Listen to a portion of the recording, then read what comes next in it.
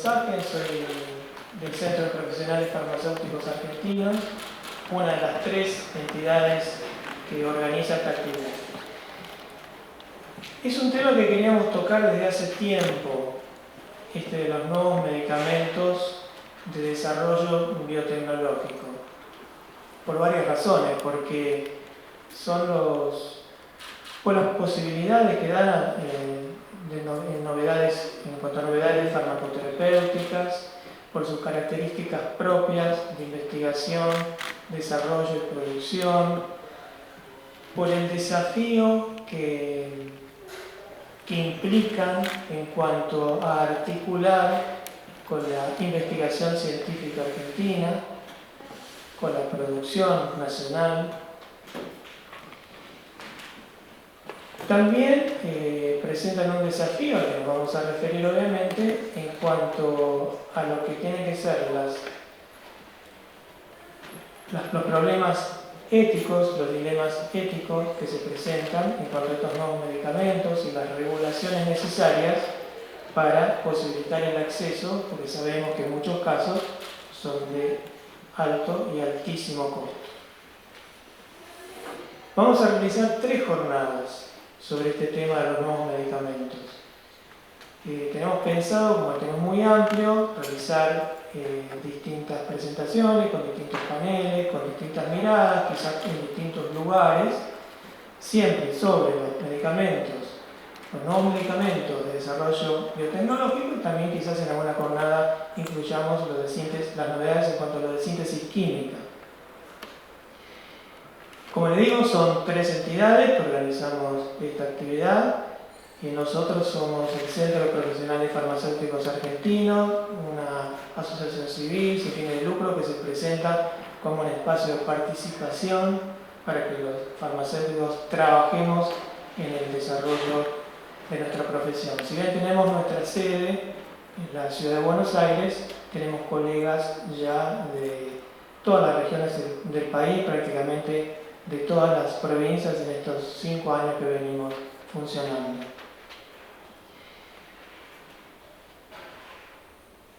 Quiero agradecer a todos los asistentes, a los disertantes, por supuesto, y agradecer muy especialmente al legislador Javier Andrade.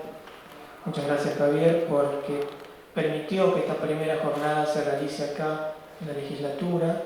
Quiero agradecer también al equipo de Javier, particularmente a Paula Suárez, que es la que nos ayudó a organizar todo esto, trabajó con nosotros y hizo que esta jornada fuera posible realizarla acá.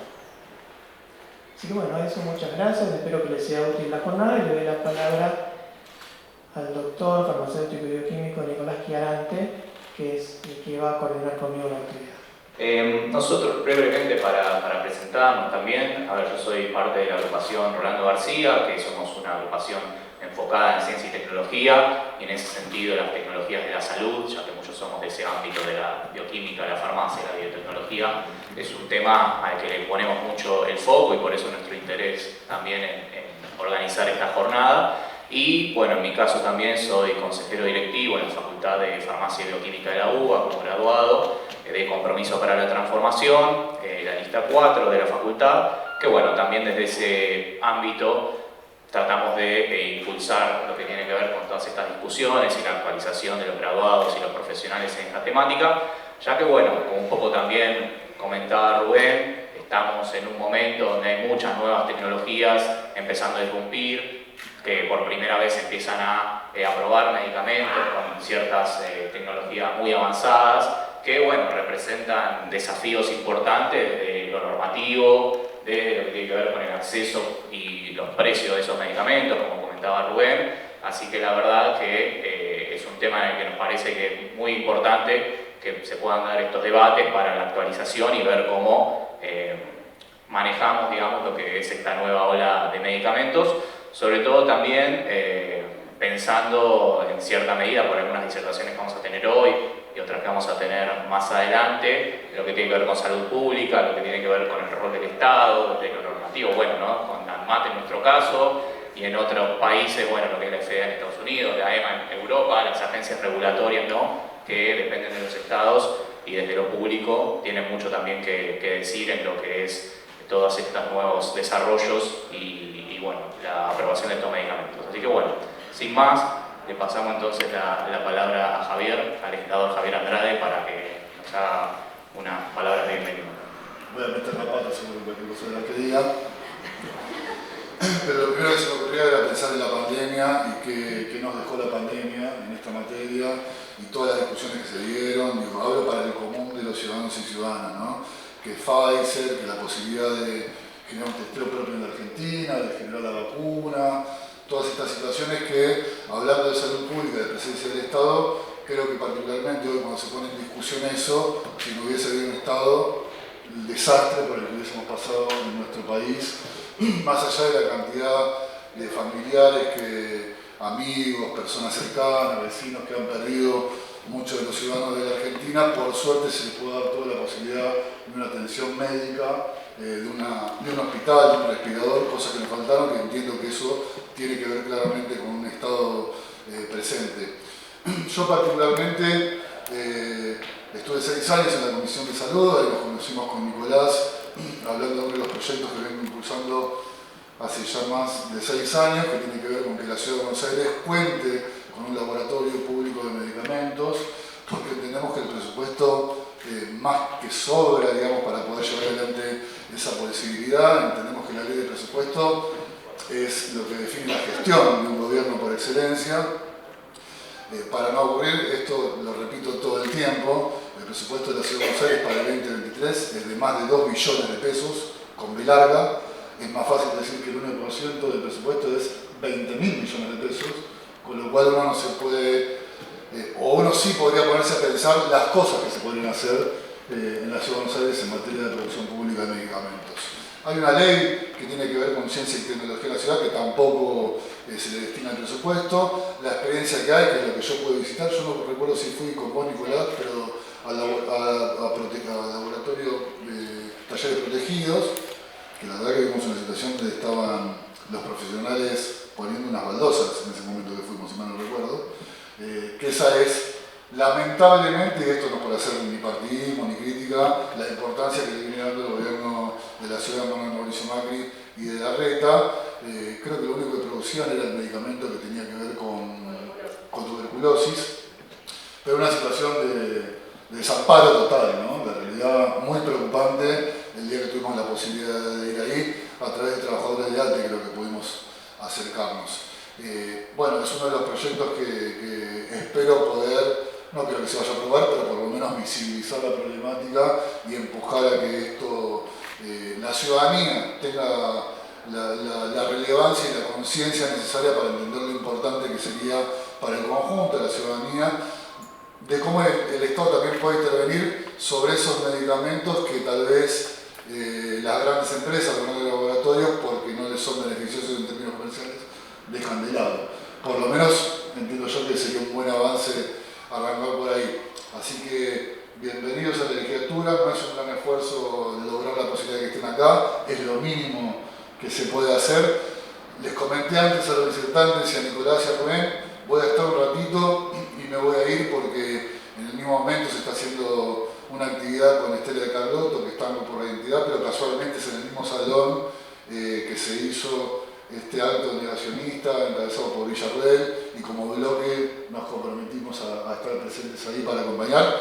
Me vuelvo y si eso sí después, ustedes también se pueden sumar a acompañar. Así que les agradezco yo a ustedes la posibilidad de poder brindar el espacio para que puedan, en la primera jornada, bueno, voy a estar un rato, así que quiero ver de qué hablan. Los primeros representantes, Tirso Vázquez. Tirso es bioquímico, licenciado en Ciencias Farmacéuticas de la Universidad Nacional de La Plata. Voy a resumir un poco tu CV.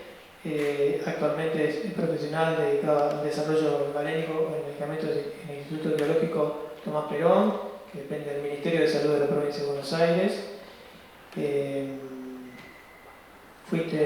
Fue profesional y jefe en sectores de desarrollo galénico y control de calidad en el ámbito de la biotecnología farmacéutica privada, también laboratorios Biocidus y Duncan, y proteínas recombinantes como fármacos.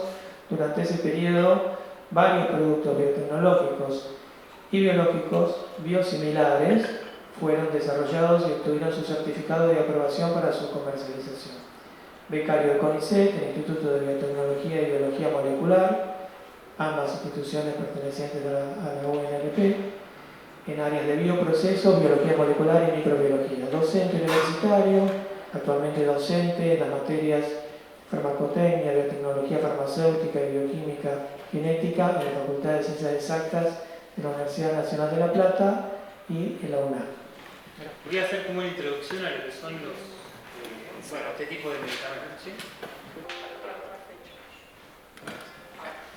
Bueno, lo primero que, para no perder de vista nunca, porque como ya dijeron en la última parte de la presentación, que no sé si vamos a llegar, se empieza a poner medio como de ciencia ficción todo esto. Y bueno, los medicamentos simples son medicamentos estos, todos estos son medicamentos biológicos, la ANMAT los define como biológicos, y más allá de la ANMAT, el expertise en biotecnología farmacéutica y lo que hay que saber de industria, hay que saber que siempre hay un paciente atrás y bueno, y eso nos va a dar una idea de cómo hay que trabajar o cómo no hay que trabajar o intentar trabajar un poco mejor, como hacen los compañeros de talleres protegidos, ¿sí? Este es como una fusión de dos mundos que, si hay algún farmacéutico, la parte roja son todas palabras comunes para ellos, y la parte azul, digamos, es más familiar para los biotecnólogos y los bioquímicos, ¿sí? Y en estas nuevas terapias se junta todo esto.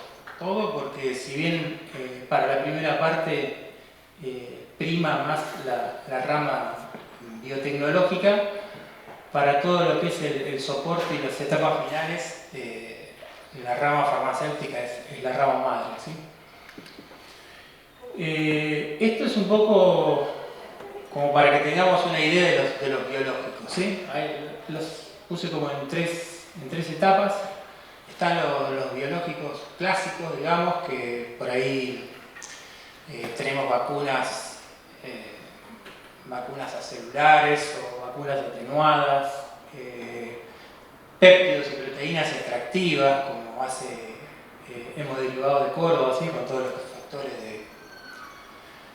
plasmáticos, ¿sí? Bueno, esa podemos poner ahí también a los antisueros heterólogos que se hacen en el biológico, que se hacen en el Valorán, ¿sí? Esos son medicamentos biológicos, no entran dentro de biotecnológicos o vacunas clásicas, ¿sí? Ya lo que es medicamentos biotecnológicos tiene que haber alguna parte que involucre la ingeniería genética o el DNA recombinante, ¿sí? Y ahí los dividí en dos y tres partes, que es los de primera generación, que básicamente eran las moléculas de reemplazo que tenemos en nuestro cuerpo, que por alguna patología nuestro cuerpo no la sintetiza, por ejemplo una insuficiencia renal y no se sintetiza la eritropoyetina. Y bueno, el gran descubrimiento que hizo Milstein, que es el de los anticuerpos monoclonales murinos, ¿sí? Que hubo productos farmacéuticos, biofarmacéuticos, hechos con la mismísima tecnología que inventó Milstein y Köhler, ¿no? Esos medicamentos hoy ya están reemplazados, esos medicamentos que vamos a llamar biofármacos ya, o en vez de biológicos, vamos a llamar biotecnológicos, son reemplazados por otros que tengan mejoras más parecidas a lo que es un medicamento, ¿sí? Y bueno, ahí también hay vacunas que sus antígenos son proteínas recombinantes, ¿sí? O utilizan algún adyuvante recombinantes. Y después tenemos los de tercera generación, que bueno, siempre cuando hay uno de segunda quiere haber otro que tiene de tercera, que no está del todo claro entre segunda y tercera. Y lo último de todo, que es más nuevo y que es donde más se está regulando, el ANMAT empezó ya a meterse en este tema en el 2018, 2017, hicieron una comisión conjunta con el INCUCAI. Es todo lo que se llama medicamento de terapia avanzada, que es la terapia génica, la terapia celular, somática y la terapia tisular. ¿Sí?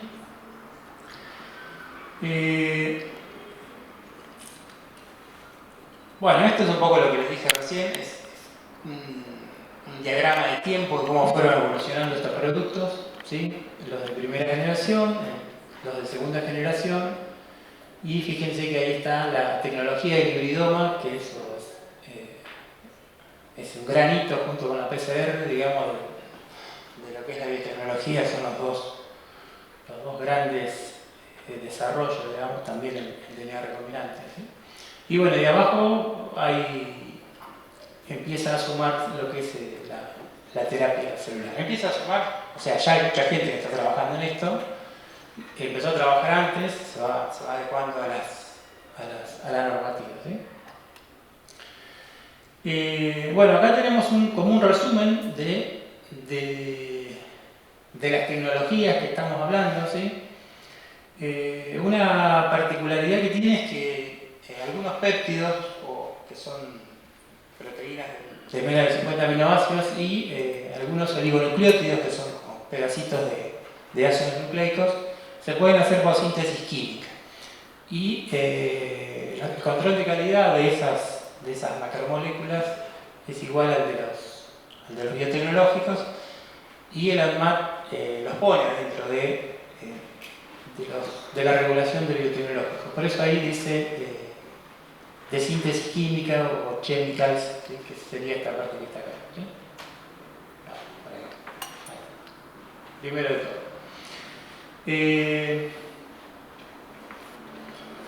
Y bueno, y esta última parte, medical device, básicamente nuestro país va a quedar a cargo del Instituto de Tecnología Médica, y es en base a estructuras, andamiajes y injertos con células para lograr regeneración, etc. ¿Sí? Entraría en lo que es un dispositivo médico. Bueno, esto habla un poco de lo que ya nombraron acá a Sergio. Es los 12 o 13 o 15 productos más vendidos en el 2020 y en el 2021, y lo que tenemos ahí en coloradito, digamos, todos son productos biológicos, ¿sí? O sea, de toda esa lista que tiene estrellitas rojas, azules o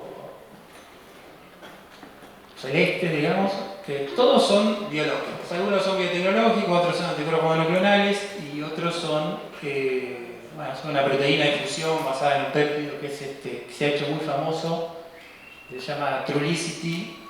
Hay muchas variantes porque es un medicamento que se usó para la diabetes tipo 2 y tiene un éxito tremendo en bajar de peso. Entonces se recomienda, se ve por la galería, y ha hecho que la compañía, es una compañía Novo Nordisk, ahora está entre las 10 biotecnológicas que más facturan gracias a ese producto, ¿sí? Tiene insulina, que es su producto base. Fíjense que ahí Humira, ahora vamos a hablar un poquito de Humira, es el medicamento más vendido, que más factura en realidad, ¿sí? Y estos son los del 2021, donde ahí ya las vacunas, como la primera y la tercera, empiezan a tomar relevancia por lo que fue la patente, ¿sí? En costo. Pero Humira está, y muchísimos medicamentos biológicos siguen estando. Esto es como una línea de tiempo, un recorrido histórico de lo que está en azul. Serían avances biológicos, biotecnológicos, ¿no? Ahí hablo del DNA recombinante, obviamente, en el 73, la insulina. Bueno, antes que eso estaban todos los sueros heterólogos, ¿sí? Las vacunas clásicas. la PCR, el secuenciamiento del genoma, la clonación. Después hay otra línea que está en un rosa fuerte, que es los productos biológicos y biosimilares aprobados. Y en naranja está lo de los anticuerpos monoclonales, porque son la vedette de los biofármacos, ¿sí? Y bueno, después las guías que van acompañando. En general esta rama primero se hace y después las autoridades regulatorias van atrás. Eso, bueno, es una empresa en Biocidus. Eso que está en celeste ahí, en rosa remarcado, que yo lo puse, que es el primer biológico hecho en Sudamérica, de Argentina Alfa, fue en 1990, o sea, hace 33 años. Biocidus sacó ese producto cuando todavía no existía ni lo que eran similares, o biosimilares. Y de hecho ahora los rotulan como biomiméticos porque quedaron afuera de la regla, no sabían dónde meterlo porque empezó a desarrollarse 20 años antes, la industria farmacéutica local. Y bueno, Biocidus fue ahí un poco el pionero, pero hay otras, que hoy se ha quedado un poco, y hay otras que lo han superado, ¿sí? Y abajo, en lo que dice 2012, bueno, también está subrayado, es el primer anticuerpo monoclonal que se hizo también en Sudamérica y se hizo acá, en el país, una empresa que depende del grupo chino, ¿sí? Que comercializa finalmente. Bueno, también recibieron mucha plata del Estado para poner esa planta, pero bueno, lo lograron. Sí.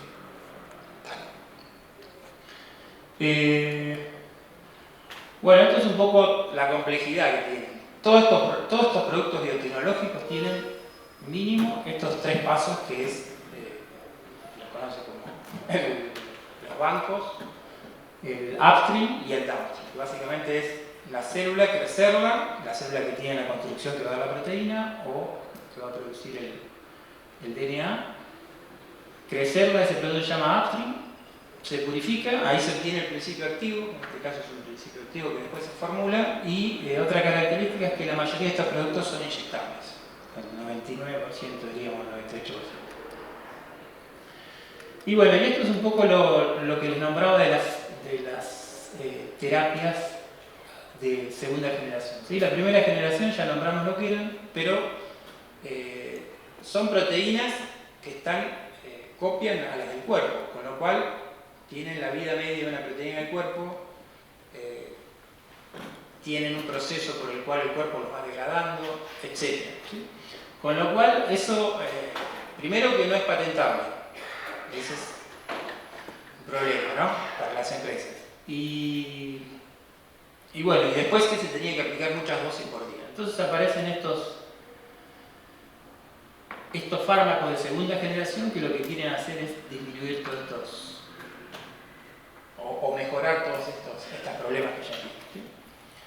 Y bueno, en esos fármacos de segunda generación, básicamente lo que hacen es modificar la secuencia genética para obtener una proteína distinta. Si es una proteína distinta se puede patentar, esa patente dura 20 años, tiene exclusividad. Ahí hay, por ejemplo, eso es un producto nacional de Biocidus, que es una proteína de segunda generación, que es un pedacito de una hormona que interviene en el metabolismo óseo. ¿Sí? Otras estrategias es, para aumentar la vida media, asociarlo con una proteína que ya existe en plasma, que ya naturalmente tiene una vida media alta. Se asocian mucho a lo que son fracciones de inmunoglobulinas. ¿Sí? Y una tercera estrategia es agregar un polímero que también aumenta la vida media, y ahí tenemos, por ejemplo, uno de GEMA, que es otra empresa nacional que hoy está ahí entre las primeras, que bueno, eso una vez que se obtiene la proteína se hace una síntesis química y se le engancha esa, y aumenta mucho la vida media, y realmente ha ido reemplazando a la proteína original. ¿Sí?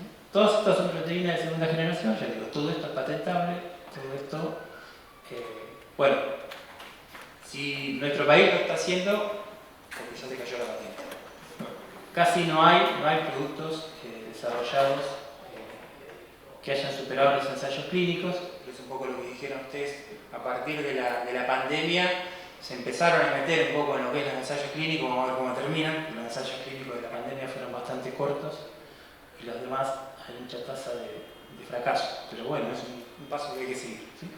Y bueno, y el ejemplo típico es este.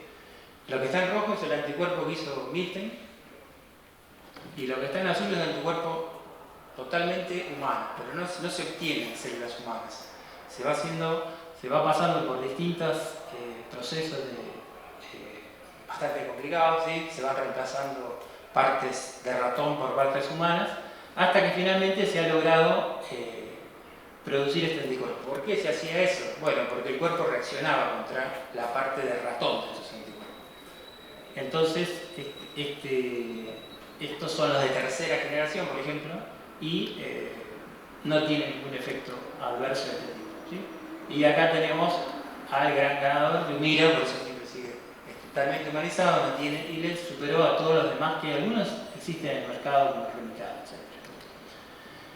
Y bueno, y como para terminar, ahí hay unos ejemplos de anticuerpos monoclonales hechos por empresas argentinas, son todas privadas, pero lo que tiene de bueno es que los desarrollos fueron nacionales, los desarrollos del clon, de la célula productora, y ahí la líder, digamos, es este grupo Chemo con Synergium, Map Science y ELEA, ¿sí?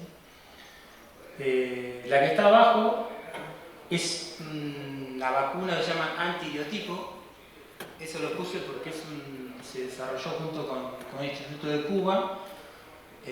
La UNCI también participó en ese desarrollo. UNCI, ELEA, y uno de los 7 institutos de biotecnología que tiene Cuba. Cuba es el pionero en esta rama, nosotros, y después vino Brasil. Y bueno, de ese producto sí se hicieron todos los ensayos clínicos y se aprobaron, ¿sí? Es para un cáncer especial. Y bueno, y esto era como para dejarlo porque da para seguir hablándolo, que es todo lo que es terapia génica, terapia celular y terapia tisular. El próximo expositor es el doctor Daniel González Maglio, que es docente e investigador del Departamento de Microbiología, Inmunología, Biotecnología y Genética de la Facultad de Farmacia y Bioquímica de la UBA. También es investigador de CONICET, donde también es consejero directivo en la Facultad de Farmacia y Bioquímica de la UBA, evaluador de proyectos en la agencia IDI y bueno, también tiene mucho recorrido en comunicación pública de la ciencia, en Tech TV, en el colectivo Ciencia de Fin del Mundo, que tiene programa de radio, Twitch, libro y demás. Así que bueno, lo pueden buscar, sin mucho más. Muchas gracias, Nico. Muchas gracias por la invitación a participar. Y bueno, voy a continuar en donde dejó Tirso, exactamente, para hacer algunos comentarios sobre lo que son las terapias para enfermedades poco frecuentes. Y en principio quisiera destacar la importancia de estas enfermedades poco frecuentes. Son un grupo gigante de enfermedades que incluye entre 6.000 y 8.000 enfermedades descritas, de las cuales el 90% son enfermedades genéticas, alteraciones en algún o algunos genes que generan algún tipo de patología, y ese tipo de patología puede estar presente en cualquier órgano del cuerpo. Obviamente el grado de afección de este grupo de enfermedades poco frecuentes es muy variable, desde afecciones que afectan muy poco a la vida, ¿sí? De hecho, yo soy portador de una enfermedad genética, que es la beta-talasemia, y que no afecta en absolutamente nada mi estilo de vida. Tengo algunas alteraciones del hemograma, pero fuera de eso, ninguna afección funcional respecto del transporte de oxígeno a mis células.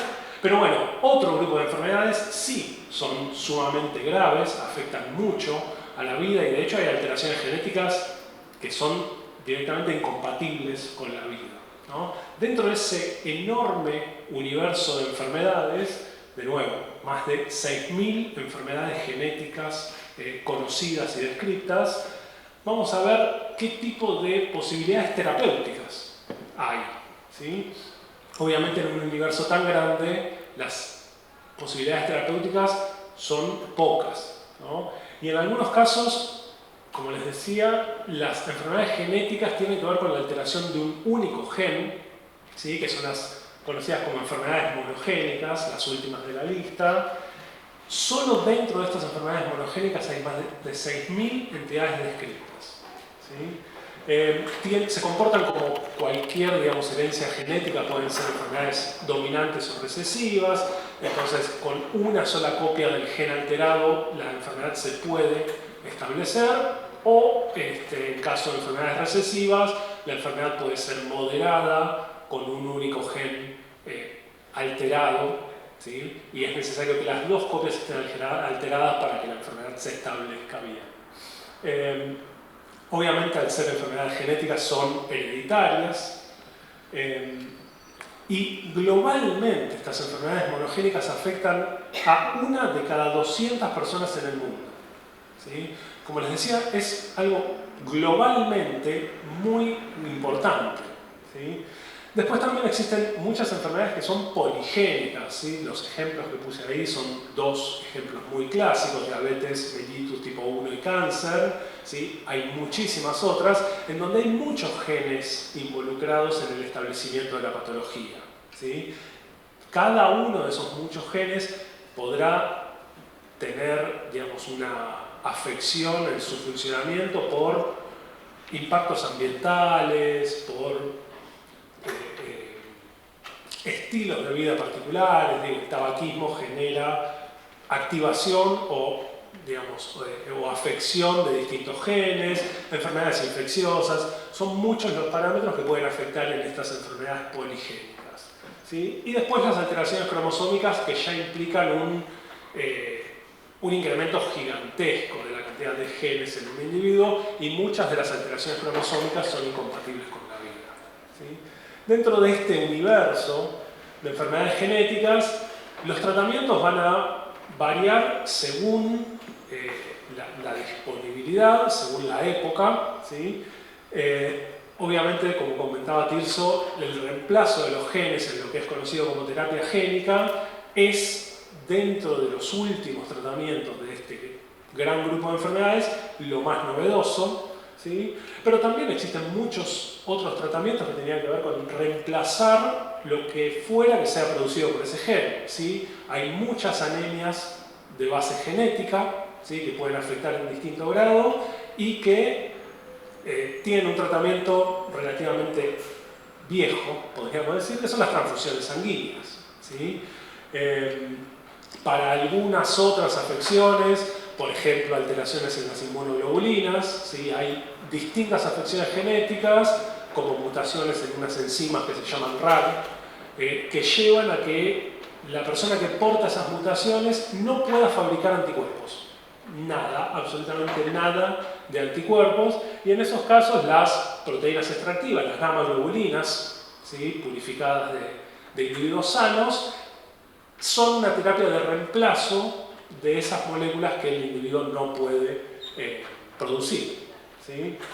Y obviamente también para algunas enfermedades poligénicas, como les mencionaba, la diabetes tipo 1, existen proteínas recombinantes o extractivas en su momento, según la época en la que nos situemos, como la insulina, para reemplazar la proteína que en ese caso no está alterada por una falla genética, sino que se genera esa deficiencia por un ataque inmunológico en donde están involucradas la activación de genes particulares. No me quiero meter en detalle, pero digo, hay asociaciones con moléculas del complejo mayor de histocompatibilidad, asociaciones ambientales que llevan a la destrucción de las células beta y a la falta de insulina, ¿sí? Pero bueno, como les digo, en ese caso es una enfermedad poligénica.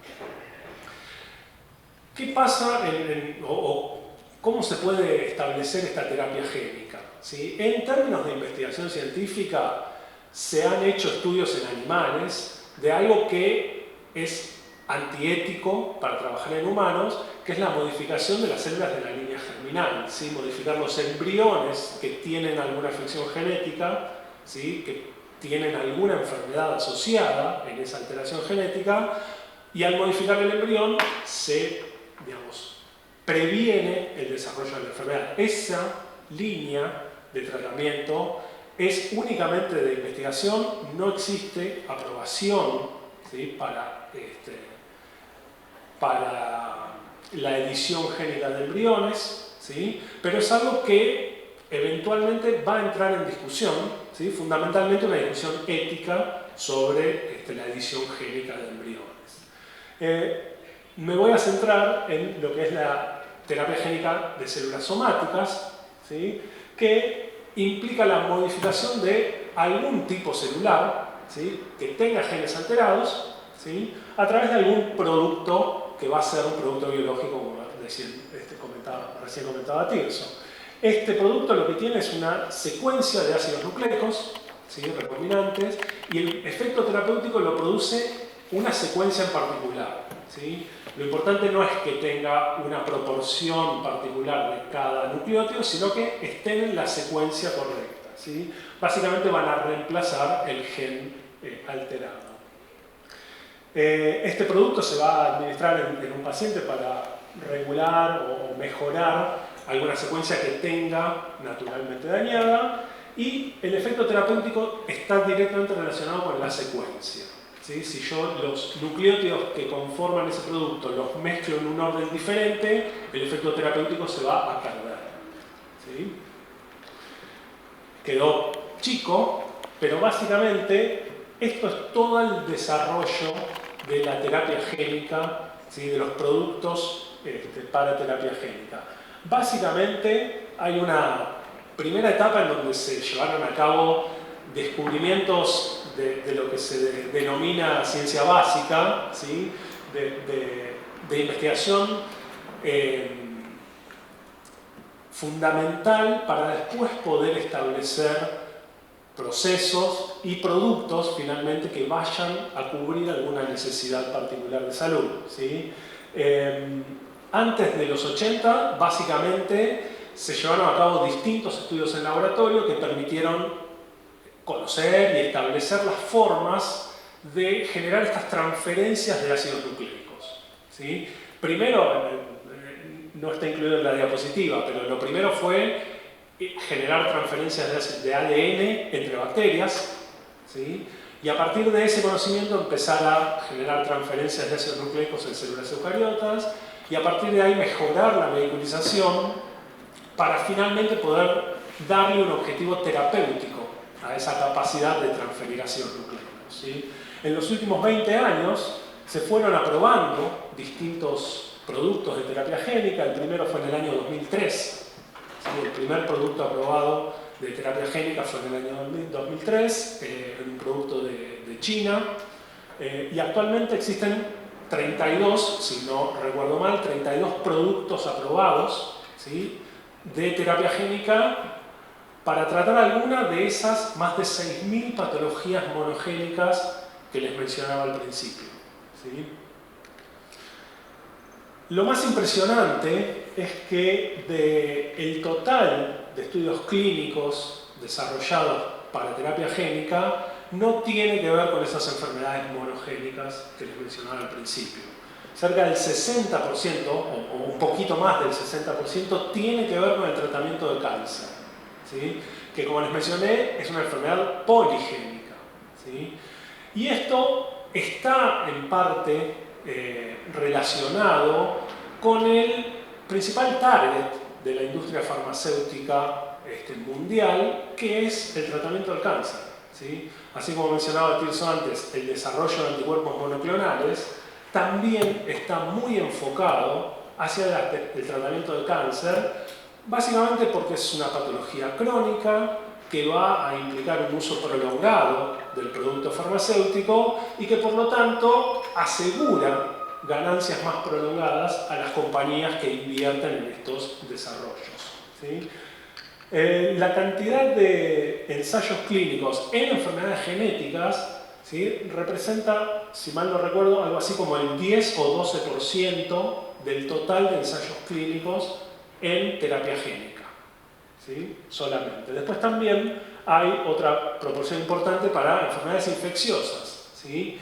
Y ahí tenemos el ejemplo de las vacunas para COVID como el ejemplo más cercano. Muchas o algunas de esas vacunas son terapia génica, ¿sí? Son introducción de ácidos nucleicos vehiculizados por virus o vehiculizados por liposomas o algún otro tipo de vehículo para generar la transcripción dentro del cuerpo de una proteína que va a ser la proteína inmunogénica, ¿sí? Esto es un poco más un desglose de los estudios clínicos en marcha respecto del tipo de cáncer que se busca tratar, donde predominan los cánceres hematológicos, ¿sí? Fundamentalmente, y las enfermedades genéticas que están agrupadas obviamente en distintos grandes grupos como enfermedades metabólicas, inmunodeficiencia o enfermedades neuromusculares.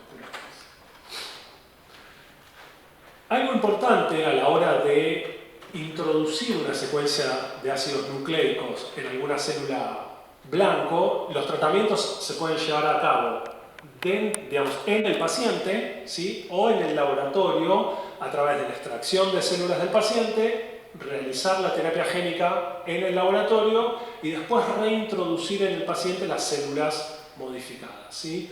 Pero sea en el laboratorio o sea en el paciente, las secuencias de ácidos nucleicos tienen que ser vehiculizadas porque el ácido nucleico solo se degrada muy rápidamente, ¿sí? La forma más sencilla de vehiculizar los ácidos nucleicos es a través de los virus. Los virus son, digamos, grandes maquinarias de introducción de ácidos nucleicos desde el principio de los tiempos, ¿sí? Y lo van a seguir siendo. Existe mucha evidencia del uso de virus como vehículo para estos ácidos nucleicos, ¿sí? Y la verdad es que gran parte del desarrollo de la terapia génica se llevó adelante con virus como vehículos.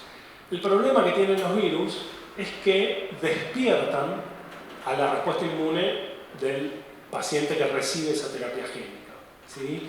Y de hecho ha habido casos de reacciones fatales, ¿sí? Reacciones inmunológicas exacerbadas y fatales durante los ensayos clínicos, producto de esa respuesta inmune contra los virus que son vehículos de la terapia, ¿sí? Por eso también ahora existen mucho desarrollo en nuevas formas de vehiculizar la terapia génica. Para cerrar, les quería dejar este número que a mí me impresiona. El medicamento más caro del mundo actualmente, desde diciembre del año pasado, es este medicamento Hemgenix de Behring para tratar la hemofilia B, ¿sí?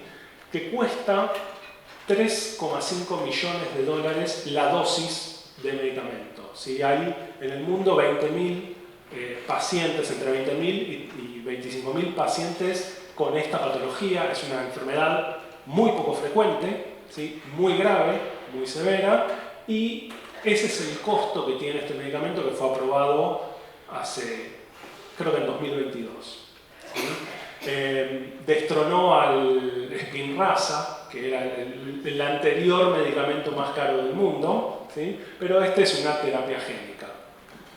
Y para cerrar, entonces, quería compartir estas palabras de la Organización Mundial de la Salud respecto de la salud y los derechos humanos, ¿sí? Que dice que todas las personas deben poder ejercer el derecho a la salud sin discriminación por motivos de raza, edad, pertenencia a grupo étnico u otra condición, ¿sí?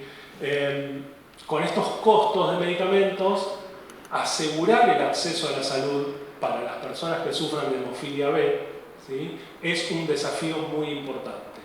Y en ese sentido, como estamos hoy por hoy, serán los estados quienes deban colaborar en proveer el costo de ese medicamento, pero también hay que empezar a generar las instancias y las capacidades para que la terapia génica también pueda ser abordada desde otras formas de producción, como es la producción pública de medicamentos. Y esto hoy podría parecer muy, quizás muy desafiante, ¿sí? Pero si consideramos que los principales vehículos utilizados en terapia génica son virus, podemos destacar que el INEM, el Instituto de Enfermedades enfermedades virales, produce una vacuna viral desde hace mucho tiempo, por lo tanto no es un sueño pensar en producir otro tipo de producto con un virus recombinante. Así que bueno, muchas gracias. Voy a presentar a la licenciada Cintia Carla Hernández. Cintia es licenciada en Biotecnología, magíster en Ciencia, Tecnología e Innovación, secretaria de Ciencia y Tecnología del Instituto Universitario para el Desarrollo Productivo y Tecnológico, directora para la generación de nuevas empresas de la Economía del Conocimiento del Ministerio de Economía de la Nación, magíster en Ciencia, Tecnología e Innovación, licenciada en Biotecnología con orientación de procesos, docente universitaria, especialista en gestión de startups tecnológicos, vinculación y transferencia tecnológica y en el diseño y gestión de políticas públicas de fomento a la innovación. Nos va a hablar de estrategias de innovación y tendencias tecnológicas para el desarrollo de nuevos medicamentos biotecnológicos en los temas capacidades disponibles en el Sistema Nacional de Ciencia, Tecnología e Innovación y el entramado productivo nacional, tecnologías de vanguardia utilizadas en el desarrollo de nuevos medicamentos biotecnológicos. Te agradecemos, Cintia, tu participación. Bueno, gracias por la presentación, gracias a todos por acercarse y compartir este espacio. Bueno, sabemos que desde el Estado se invierten muchos recursos, tanto para formar recursos altamente capacitados, se generan anualmente una gran cantidad de profesionales, tenemos una gran cantidad de investigadores y de becarios en el sistema de ciencia y tecnología. Hay una gran cantidad de publicaciones relacionadas a las ciencias de la vida. Bueno, y todo eso en algún punto sirve para correr las barreras del conocimiento. No sé, yo cada vez que visito alguna planta o que veo alguna innovación tecnológica relacionada a la biotecnología, pienso y digo, pucha, hace 70 años no se sabía ni qué era el ADN. Es como muy impactante para mí, es una disciplina que no deja de sorprenderme. Pero bueno, también en algún punto esas barreras del conocimiento se corren y toda la inversión que el Estado propone para el desarrollo biotecnológico también en algún punto lo hace buscando que eso se traslade al sector productivo y también a la sociedad en general, ¿no? Tener mayor disponibilidad de tratamientos médicos para diferentes tipos de enfermedades y demás.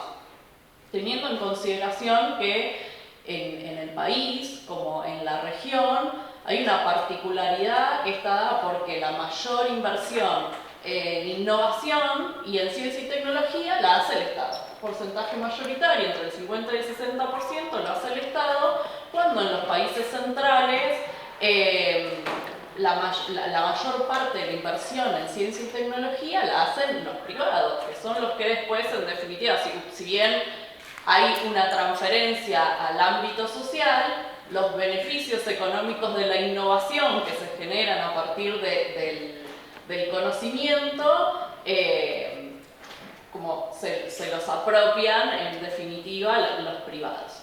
Entonces, bueno, un poco la idea es presentar qué capacidades hay disponibles en el sector productivo relacionados a la producción de medicamentos, el sector productivo privado. También existe un ámbito de producción pública de medicamentos, pero que depende de salud, es el ANLAB. Yo voy a hablar un poco de lo privado y también buscar la forma desde el conocimiento de esas capacidades, entender de qué manera se puede fomentar la valorización del desarrollo científico y también la diversificación productiva, ¿no? del sector farmacéutico, farmacoquímico más tradicional, ¿no? Entonces, hay un crecimiento muy importante en lo que es la producción de drogas y IFAs biotecnológicas en el país. En algún punto eso se va dando por varios motivos. Uno es porque, bueno, tenemos recursos altamente calificados, recursos humanos altamente calificados que dominan las técnicas, entonces trabajan en las empresas y eso ese conocimiento se va difundiendo y transformando en nuevos productos. Hay un conglomerado productivo,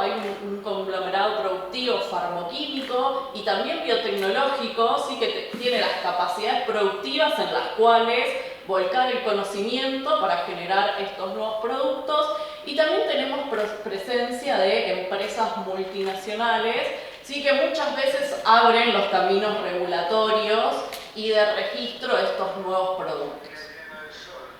La realidad es que al tener este conocimiento disponible, los recursos humanos, las capacidades operativas del sector productivo, y que se empieza a dar que las primeras patentes de los productos biotecnológicos caen, existe la posibilidad desde el ámbito productivo de empezar con la producción de biosimilares.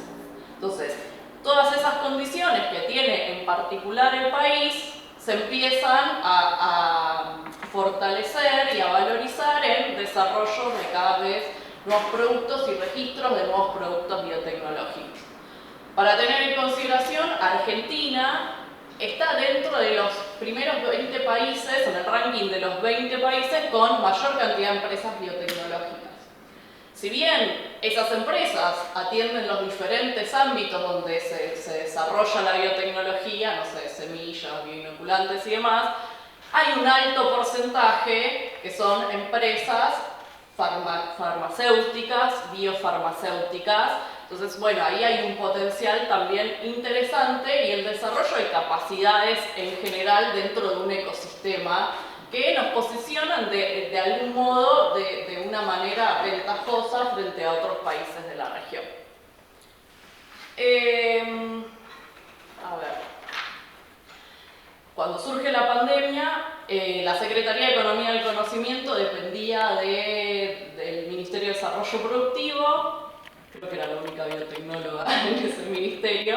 Entonces, bueno, empieza a surgir, el tema de las vacunas, entender los requerimientos a lo largo de toda la cadena productiva, porque en definitiva, tenemos por un lado el producto, el IFA, el biotecnológico, el principio activo biotecnológico, pero eso requiere de equipamientos, de insumos, de cadena logística, de un montón de cuestiones más, que también existen oportunidades para el sector para ir fortaleciendo las capacidades disponibles.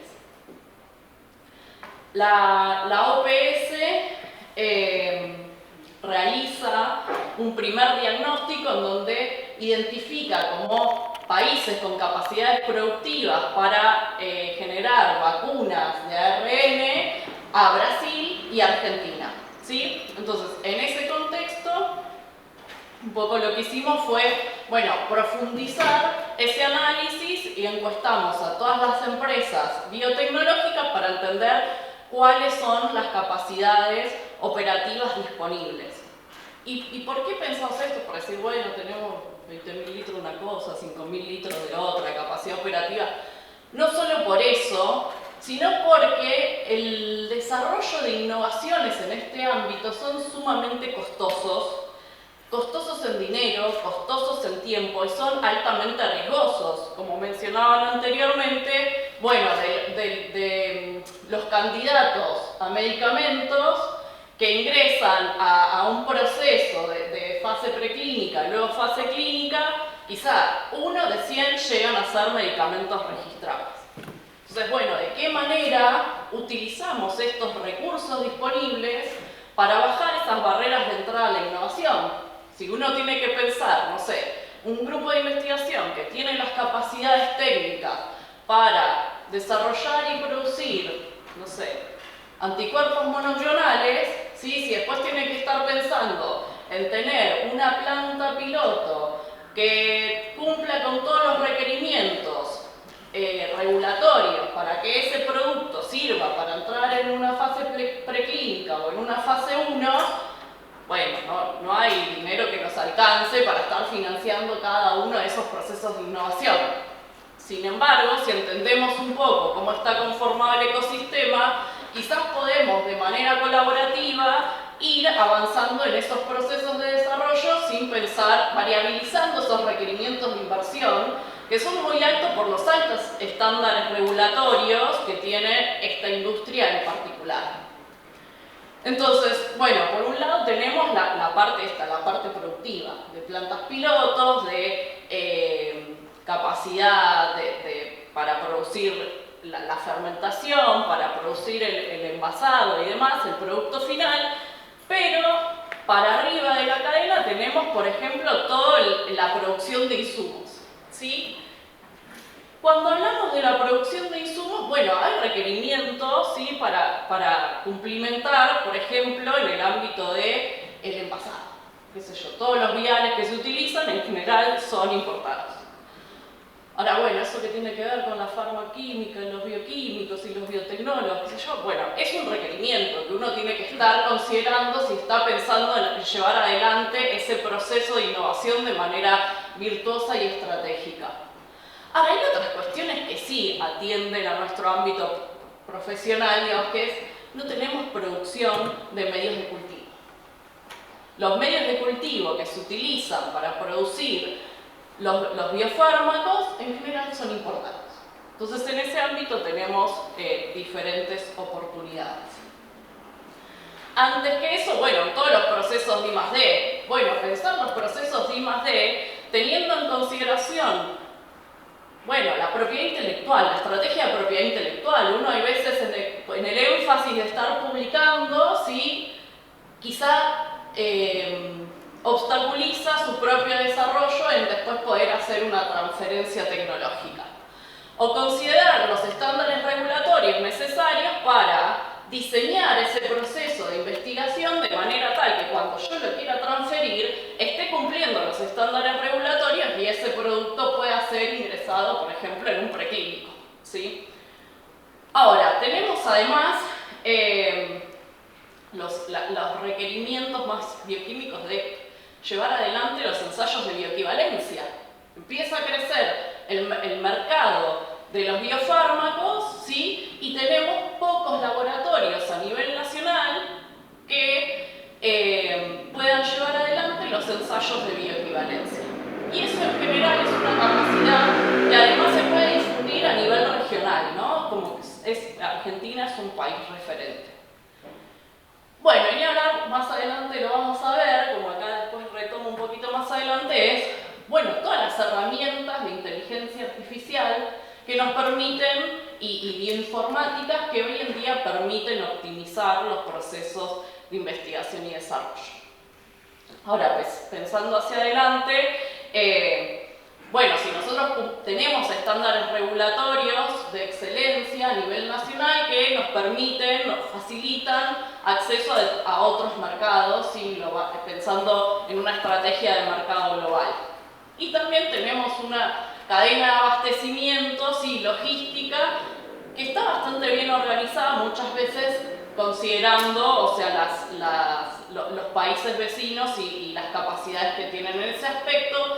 Y más allá de eso tenemos igual oportunidades de desarrollar innovaciones en ese ámbito, como por ejemplo para mejorar la cadena de suministro, para asegurar, no sé, que no se rompa la cadena de frío, por ejemplo, utilizando diferentes tipos de tecnologías.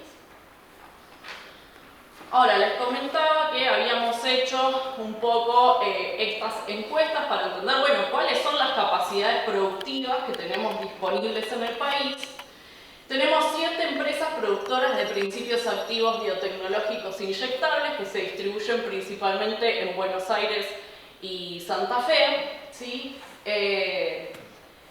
Y más o menos, bueno, manejan tecnologías de virus,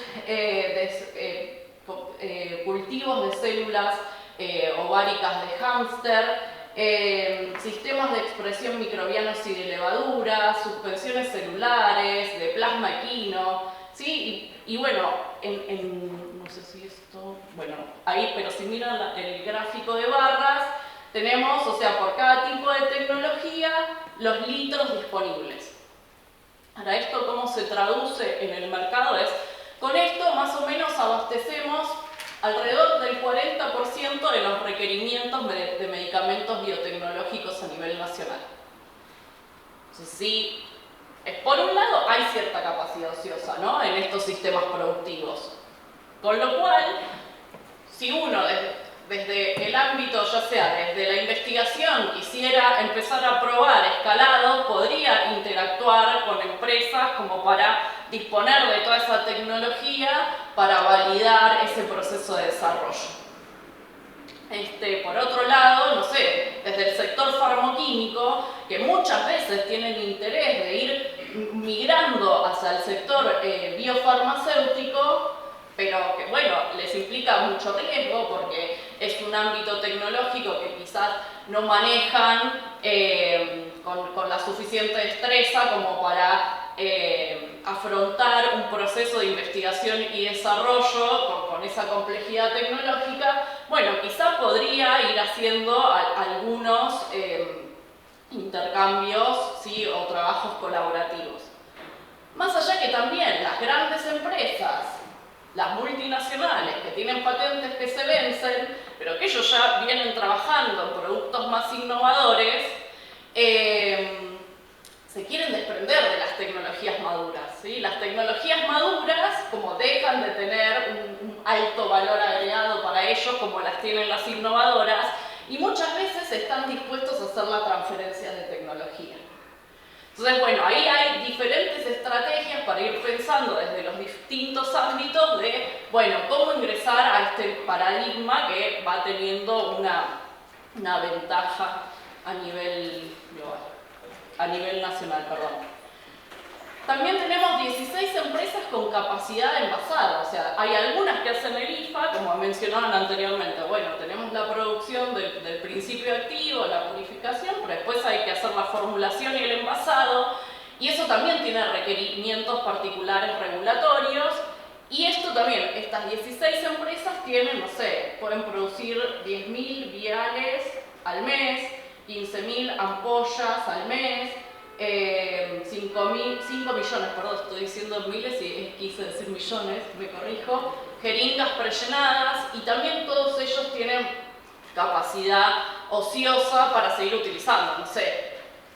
Las mismas compañías biotecnológicas muchas veces hacen estos convenios de Fasón, no sé, Biosil le fasona a Richmond para el envasado de la vacuna del COVID, por ejemplo.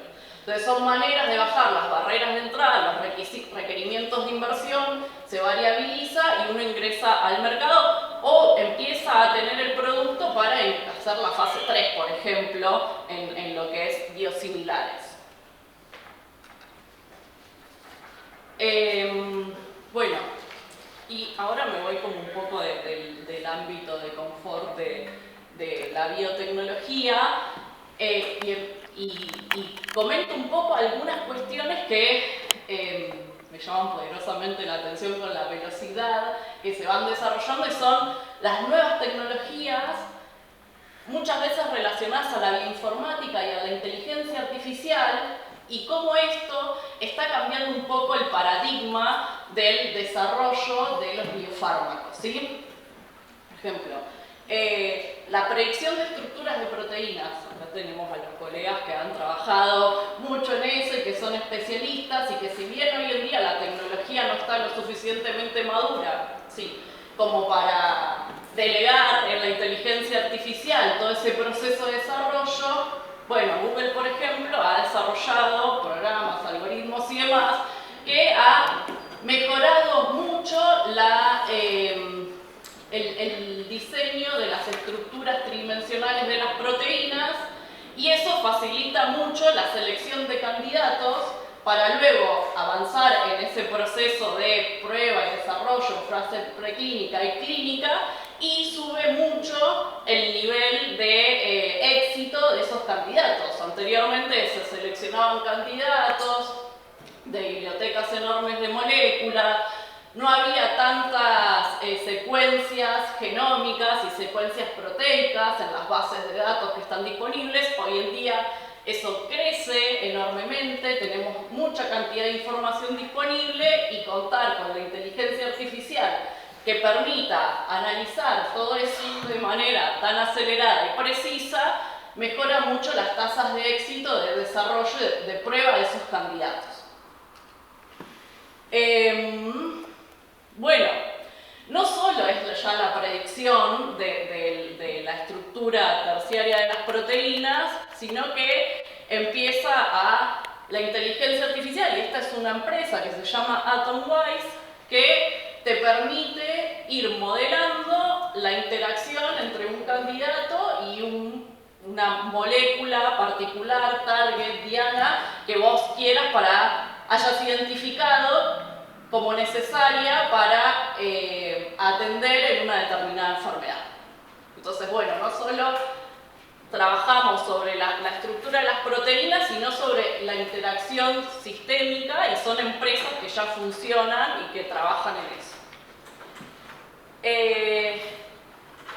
Este es un caso particular, la empresa se llama Gilex, tuvo una ronda de inversión de 50.000 millones de dólares desde Inglaterra y demás, y lo que hace es, con inteligencia artificial, analiza bibliografía, analiza las estructuras y la interacción, y también analiza bases de datos de pacientes, anonimizadas, ¿sí? Pero bases de datos de pacientes. Entonces puedes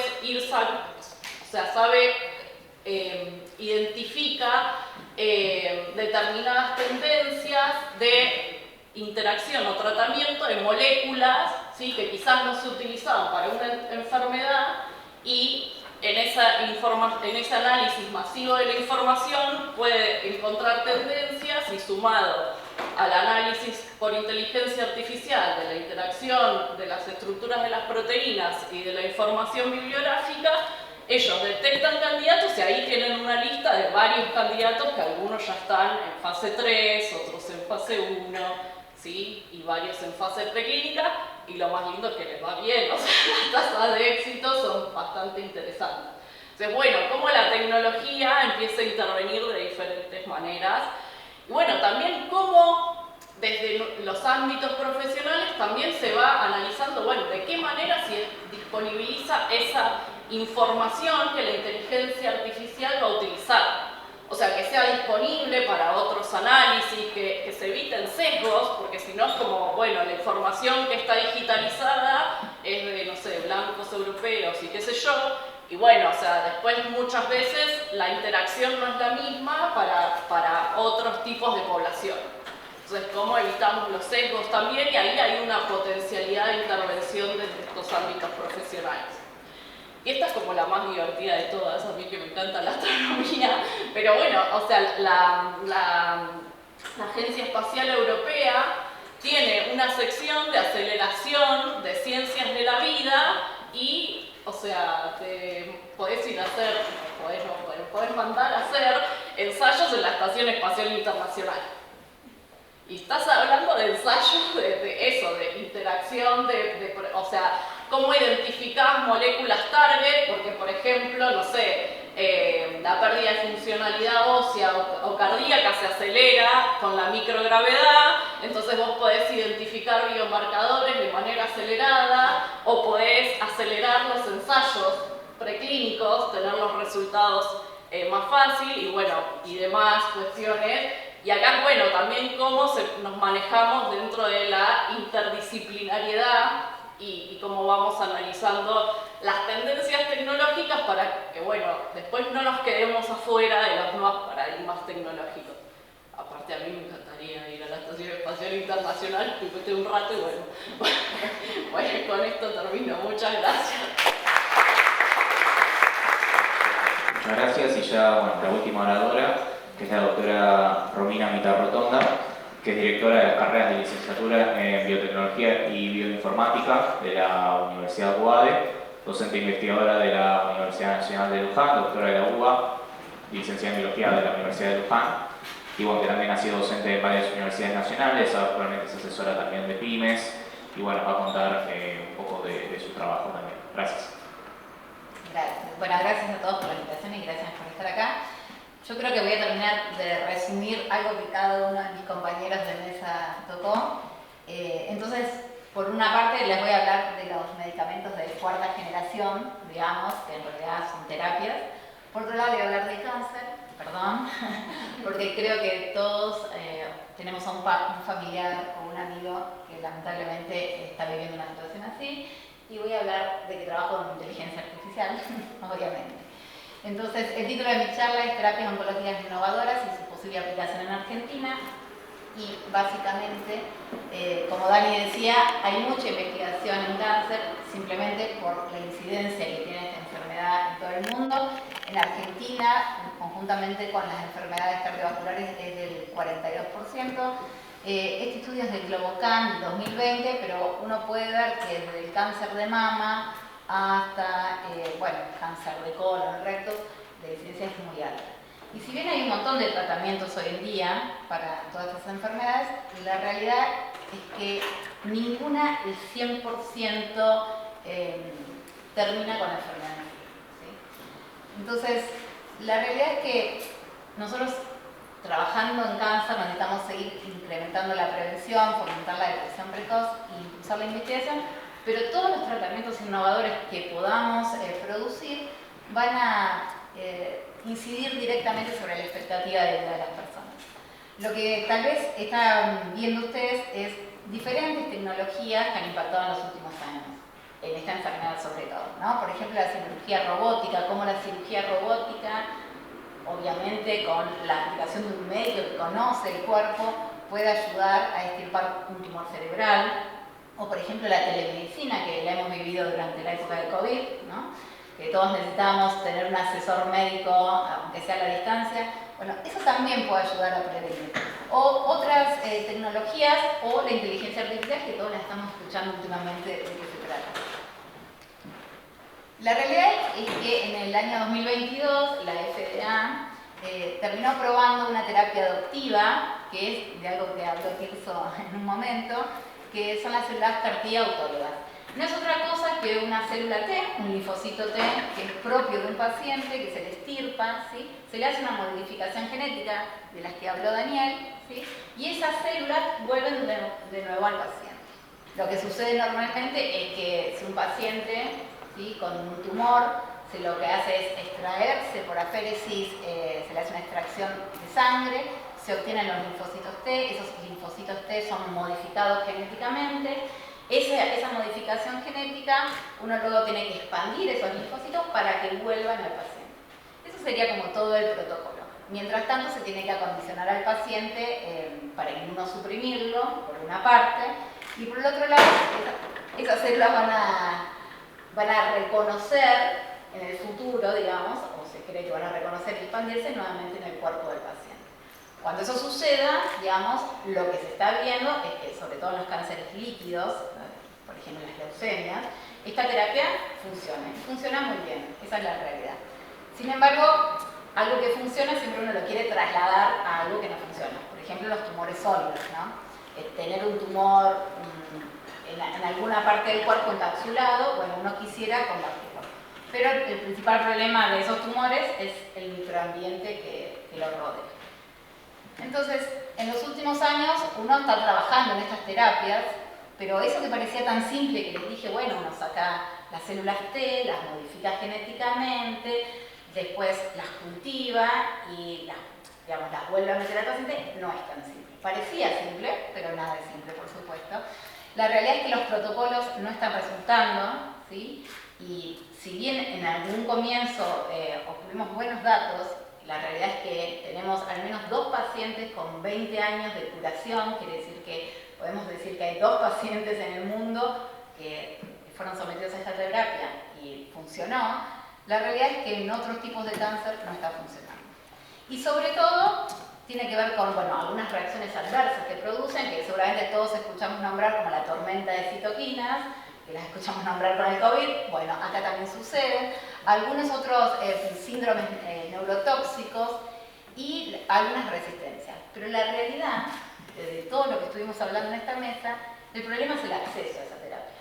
Es una terapia carísima, es así.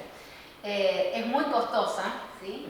El tiempo de producción es muy largo y la realidad es que las personas que en este momento pueden acceder a esa terapia En realidad la FDA la acaba de aprobar en 2022, pero recién para aquellos pacientes que ya tuvieron 4 tratamientos. Imagínense, digamos, pasaste 10 años de tu vida bajo tratamiento, ¿sí? Entonces la realidad es que estaría genial poder realmente generar esta terapia adoptiva. En ese sentido, lo que nosotros hemos estudiado es que el principal problema de esta terapia es encontrar los medios de cultivo. Ese es el principal problema. Si podemos encontrar los medios de cultivo para expandir esta célula, el tiempo se acota y por otro lado, los costos se acotan.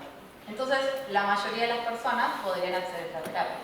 Y aparte, creemos, ¿sí?, que muchos de los efectos adversos también tienen que ver con los medios de cultivo con los que están estas células.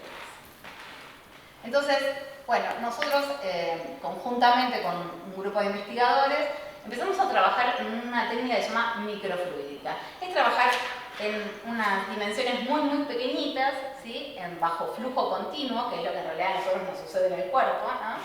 Haciendo interpretación de imágenes y utilizando lo que se llama Machine Learning. La idea es, utilizando inteligencia artificial, tratar de desarrollar como programas computacionales que interpreten datos, ¿sí?, y esa interpretación de datos nos sirva a nosotros para decir qué medio de cultivo sería el mejor para ellos.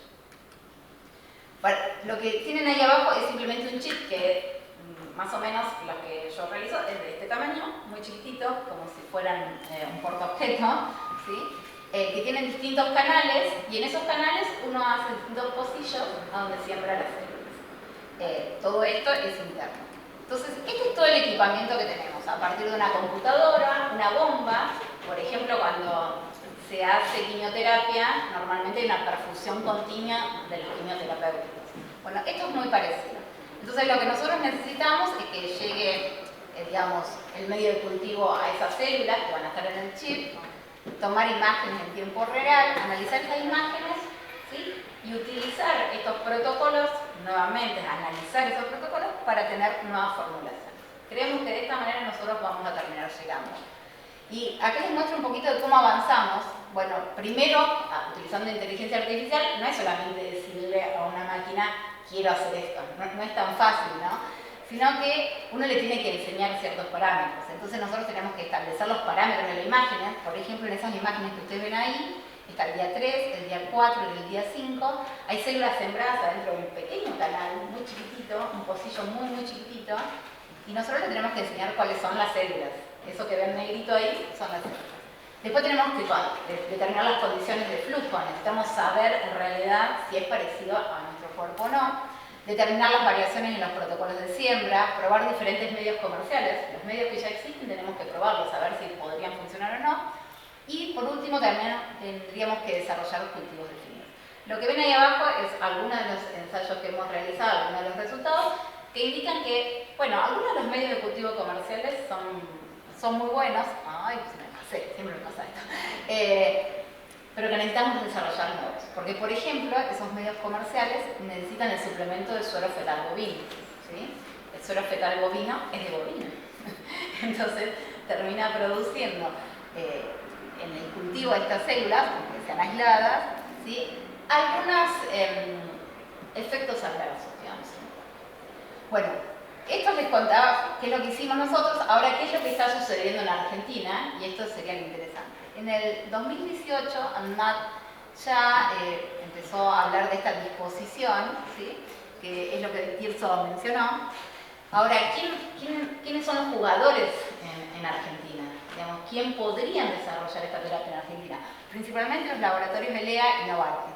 Pero hace muy poquito, ¿sí?, escuchamos de la noticia de que el doctor Rabinovich, conjuntamente con el Ministerio de Ciencia y Tecnología, inauguraba esta startup que se llama Valtec, que también va a empezar a trabajar sobre esto. Entonces, tenemos un ambiente biotecnológico posible para empezar a desarrollar una terapia que en realidad necesitamos. Por último, yo fui muy rápida, me dijeron 10 minutos y fui muy rápida. Bueno, ¿qué podemos hacer en Argentina? Yo creo que esto es lo que puse yo, pero esta discusión, y me parece que está bueno que lo discutamos, que debido al alto costo de este proceso, lo que sería ideal es optimizar recursos, algo de lo que habló Cintia, ¿no? Saber qué empresas tenemos, qué es lo que podemos hacer, evaluar un poco los pacientes que tenemos, realizar un proyecto combinado público-privado, que al fin y al cabo es lo que realizó el doctor Rabinovich, pero yo creería que hay que hacer más proyectos públicos y privados, digamos, si está Novartis en Argentina, hay que convocarlos y seguir haciendo proyectos públicos y privados. Creo que el Estado puede hacerlo también, ¿sí? Pero me parece que las alianzas avanzan más rápido en ese sentido. Hay que implementar un análisis sobre el panorama de las políticas públicas y el entorno regulatorio, obviamente. Digo, hay que hacer. Bueno, y generar la normatización del procedimiento y su control. Así que, bueno, yo les agradezco. Espero que Muchísimas gracias, Romina. Bueno, ocurre que el tiempo es tirano y la verdad el tema de las preguntas y respuestas se nos va a complicar un poquito hacerlas ahora. Lo que sí, al lado vamos a servir un café, así que quienes quieran quedarse, más que invitados. Y bueno, en esa instancia también se podrá hacer alguna de las preguntas o comentarios a los disertantes. La verdad que me parece que ha sido una jornada muy rica, desde, bueno, conocer un poco más sobre estas nuevas tecnologías que vemos que cada día crecen más y que los desafíos que nos presentan en cuanto a lo que tiene que ver con salud pública.